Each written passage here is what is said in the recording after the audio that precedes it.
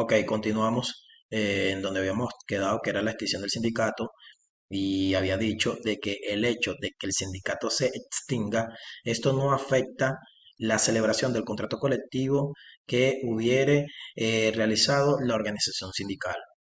Ok, en este punto hablaremos lo que es el procedimiento para la disolución del sindicato. Esto se encuentra establecido en el artículo 426 de la Ley Orgánica del Trabajo para los trabajadores y trabajadoras.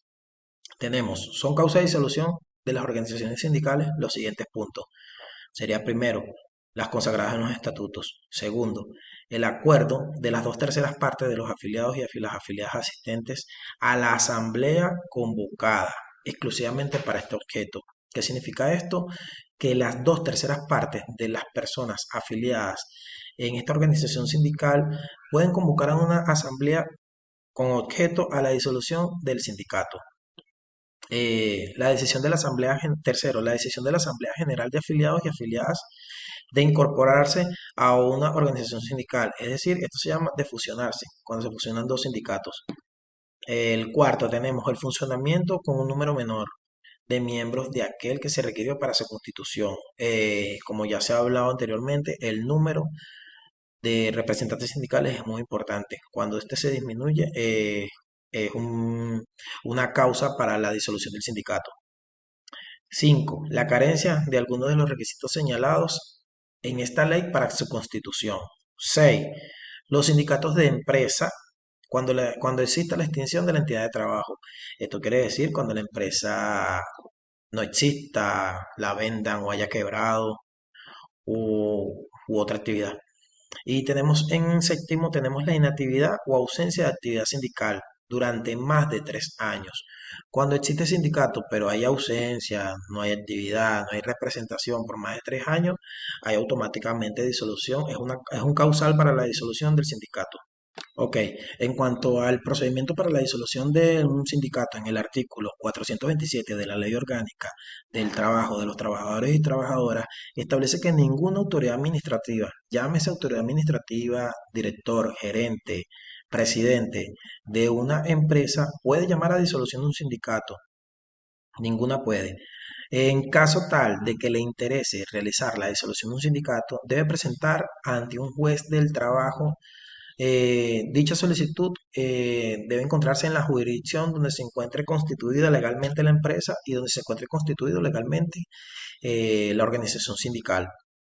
También habla de lo que son cuando las dos terceras partes de una asamblea solicitan a la disolución de un sindicato, se realiza dicho procedimiento, se levanta un acta de disolución del sindicato y se manda a la extinción del sindicato del Registro Nacional de Sindicatos.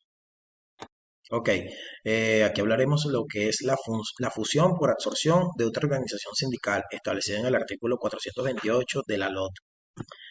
Tendríamos el punto sería cuando una organización sindical puede acordar disolverse para incorporarse a sus afiliados y afiliadas a otra organización sindical.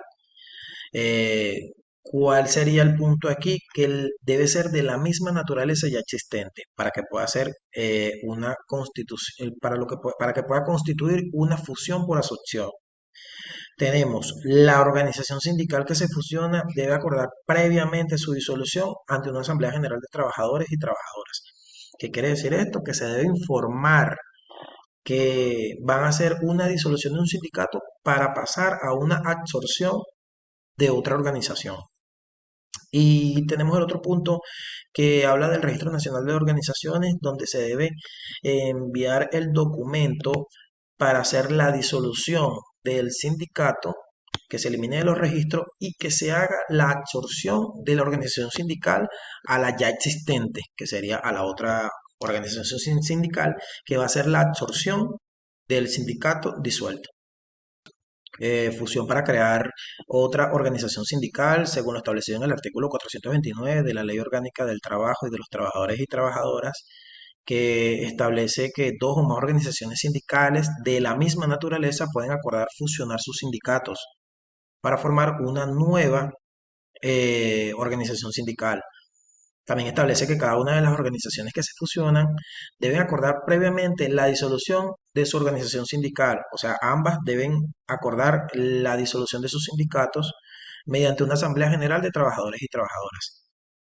Y también tenemos que el Registro Nacional de Organizaciones Sindicales cancelará los registros de las organizaciones sindicales que se fusionan y dejará constancia de cada expediente de fusión. Tenemos la liquidación de los bienes establecidos en el artículo 430 de la LOT, que sería la liquidación de los bienes de las organizaciones sindicales disueltas se practicará de acuerdo a lo establecido en el estatuto.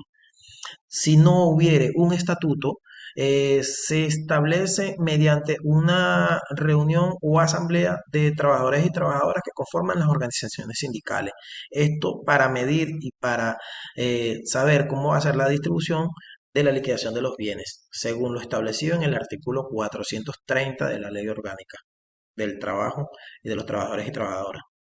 Ok, bueno, ya ha concluido todo lo del tema con respecto a las organizaciones sindicales. Podemos llegar a concluir lo siguiente, que las organizaciones sindicales fueron creadas para satisfacer las necesidades primarias de los trabajadores y trabajadoras. El objeto de una organización sindical siempre será dar protección, defender los derechos de los trabajadores pertenecientes o afiliados a dicha organización sindical, siempre y cuando protegiendo estos beneficios que se llegaren a acordar mediante un contrato o convención colectiva que tendría una duración de mínimo 2 años y máximo 3. El tiempo es cambiante debido al que se calcula mediante el costo de vida, mediante cómo se mantenga la inflación, cómo se mantengan los cambios políticos, económicos y sociales de acuerdo al país donde se realice dicha convención colectiva. En este caso, estamos hablando de Venezuela y nuestra convención colectiva se estudiaría mediante la Ley Orgánica del Trabajo de los Trabajadores y Trabajadoras, siempre y cuando todo partiendo de la Constitución de la República Bolivariana de Venezuela. Hablaré ahorita lo que es la bibliografía, de donde sacamos la información para nuestro trabajo.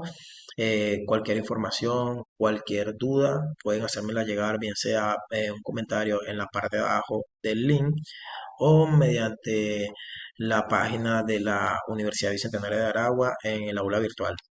Ok, por último tenemos lo que son las referencias bibliográficas, que serían las páginas web donde se buscó la información y tenemos el material de estudio suministrado en la plataforma virtual de la Universidad Bicentenaria del Estado de Aragua, enviada por el profesor y por todo el equipo de la Universidad Bicentenaria de Aragua encargado en cuanto a impartir el conocimiento.